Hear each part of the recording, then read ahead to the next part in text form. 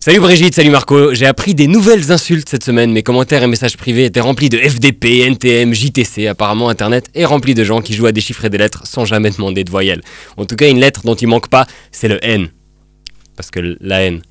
Ok, cette vanne était beaucoup plus drôle dans ma tête. Mais internet c'est pas seulement la haine, c'est aussi l'amour, c'est des sites de rencontres, c'est des célibataires chauds dans ta région, enfin à Brigue ou à Zollikofen, qui ont très envie de ton sexe maintenant.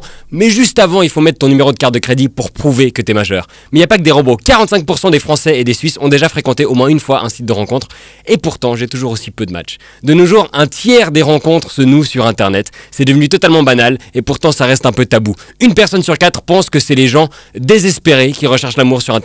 Plus de la moitié des gens disent qu'ils auraient de la peine à avouer s'être rencontrés sur internet. Ouais, ça le fait moins, c'est pas hype, c'est pas comme dans les films où tu lâches tes livres et vous les ramassez ensemble, et il y a un ventilateur de chaque côté, un trompettiste et c'est au ralenti. Dans la vraie vie, quand on rentre dans quelqu'un, c'est pas au ralenti, ça fait mal et on n'obtient pas un numéro de téléphone, on obtient un regarde où tu marches et en plus tes chroniques sont même pas marrantes, pélo. Donc oui, les sites de rencontres, c'est forcer le destin, c'est moins laisser le hasard faire les choses. Pauvre Cupidon avec ses petites flèches, comme si c'était une bonne idée de laisser une arme à un bébé. Et c'est sûr que le hasard et le bonheur vont tellement bien ensemble. Il y a qu'à voir les gens aux machines à sous, ils sourient tout le temps. Ah et puis on entend souvent, ouais mais Tinder, ça sert qu'à avoir des relations sexuelles facilement. Ok, et c'est quoi les inconvénients? Non, parfois ça devient sérieux, parfois pas.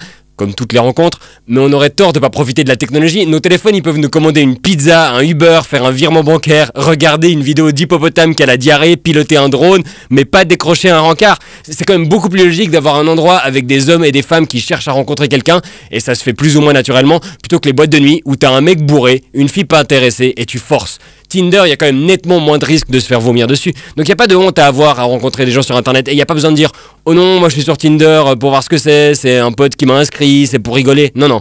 C'est parce que la vie est une épreuve de tous les instants, que la solitude nous bouffe de l'intérieur et qu'on cherche quelqu'un pour oublier qu'on va tous mourir, ne serait-ce que pour une nuit. Et le business est très rentable. En plus des géants Tinder, Mythique, Adopte un mec, les sites spécialisés se multiplient avec plus ou moins de sérieux. Je vous cite les 4 plus bizarres, j'en mettrai d'autres en commentaire. Il y a Animaux Flirt pour les propriétaires de chats et de chiens. Alors ça c'est pas juste parce que les propriétaires de chiens, ils avaient déjà un site de rencontre, le parc. Puis bon, les propriétaires de chats, c'est pas justement ceux qui ont déjà renoncé à trouver l'amour. Puis les propriétaires de chèvres, eux, ils ont pas besoin, ils ont déjà tout ce qu'il faut. Ou ils se mettent sur Farmers Only, le site de rencontre pour les fermiers qui veulent trouver l'amour, mais pas passer sur M6. Et il y a aussi Stash Passion, ça c'est pour les fans de moustaches qui sont pas déjà inscrits sur le site des fermiers. Il y a aussi Mullet Passions, pour les fans de coupe mulet. Et là, il y a des milliers de membres, et ça m'a étonné parce que je savais pas qu'ils avaient internet dans les années 80. Mais il y a même un site de rencontre pour ceux qui ont une moustache et une coupe mulet. Et là, il y a qu'un seul membre. Non, celui-là, je l'ai inventé, ça n'existe pas.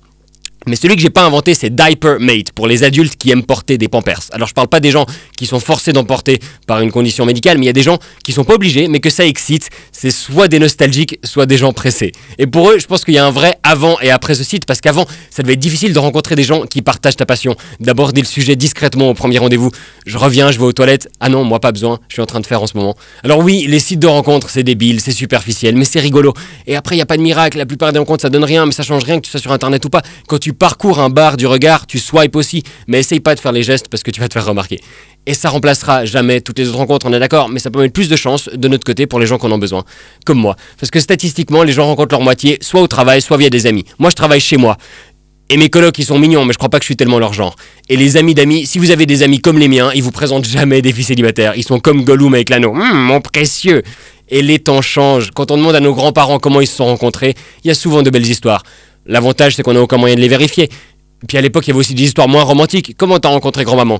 En soulevant le voile quand le curé a dit vous pouvez embrasser la mariée. Ou alors suivant d'où vous venez, une fête de famille, ils m'ont dit va jouer avec ta cousine. Donc peut-être que dans 20 ans, dire à tes enfants mon doigt a glissé du faux côté et on a matché, ça les fera pas rêver, mais t'auras qu'à raconter autre chose. Je sais pas, on s'est rentré dedans au supermarché, ton papa a fait tomber ce qu'il portait, j'ai vu que c'était des pampers pour adultes et c'était le coup de foudre. Bonne semaine et bonne pêche.